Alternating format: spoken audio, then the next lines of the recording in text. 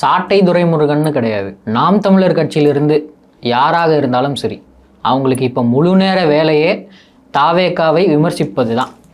அதுவும் ஒரு மாண்புமிக்க ஒரு மரியாதைக்கு உட்பட்ட கட்சி, ஒரு 8% பெற்று ஒரு மரியாதை இருக்க வேண்டிய கட்சியில் பார்த்திங்க அப்படின்னா இந்த மாதிரியான கீழ்த்தரமான வாசகங்களை வார்த்தைகளை பயன்படுத்துவது முதல்ல அரசியல் மாண்பு கிடையாது.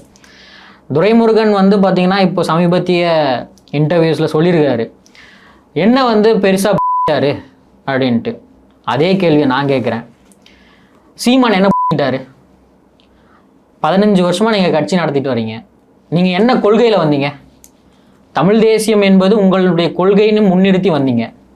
திராவிட கொள்கையை அப்புறப்படுத்தி விட்டு தமிழ் தேசியத்தினுடைய கொள்கையை உயர்த்தி பிடிக்கணும்னு சொல்லிட்டு நீங்கள் வந்தீங்க. இன்றைக்கி எங்கே போய் நின்றுருக்கீங்க? அறிவாலய வாசலில் அசிங்கமாக போய் நின்றுருக்கீங்க. ஒரு லட்சக்கணக்கான தொண்டர்களை இதயத்தில் வைத்திருக்கக்கூடிய தலைவரை, லட்சக்கணக்கான கோடிக்கணக்கான வீடுகளில் இருக்கக்கூடிய ஒரு தலைவரை பார்த்து என்ன கேட்டிங்கன்னா, இத்தனை வருஷமா அரசியல் இருந்து நீங்கள் என்ன போறீங்க? இதெல்லாம் ஒரு அரசியல் மாண்புமிக்க வார்த்தையா? அப்போ ரோட்டில் போகிறவன் வரவெல்லாம் உங்களை பார்த்து நீ என்னடா கேட்டால் உங்களுடைய மனநிலை எப்படி இருக்கும்? நீங்கள்லாம் 15 வருஷமாக தமிழ் தேசியத்தை பற்றி நீங்கள் பேசிட்டு வரீங்க. தமிழ் தேசியத்தின் மூலமாக நீங்கள் மக்களுக்கு செய்தது என்ன?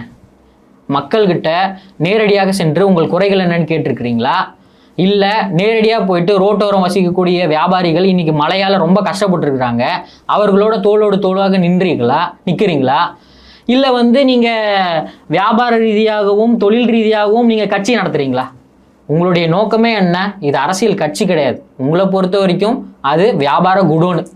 அந்த வியாபார குடோனில் எந்தெந்த கட்சியெல்லாம் வருதோ அந்தந்த கட்சிக்கிட்டெல்லாம் பேமெண்ட்டை வாங்கிக்கிட்டு வேட்பாளர் நிறுத்திக்கிட்டு ஓட்டுகளை சிதறடிச்சுக்கிட்டு அசிங்கமான அரசியலை பண்ணுறது தான் இன்றைக்கி நாம் தமிழர் கட்சியினுடைய வழக்கமாகவே போச்சு.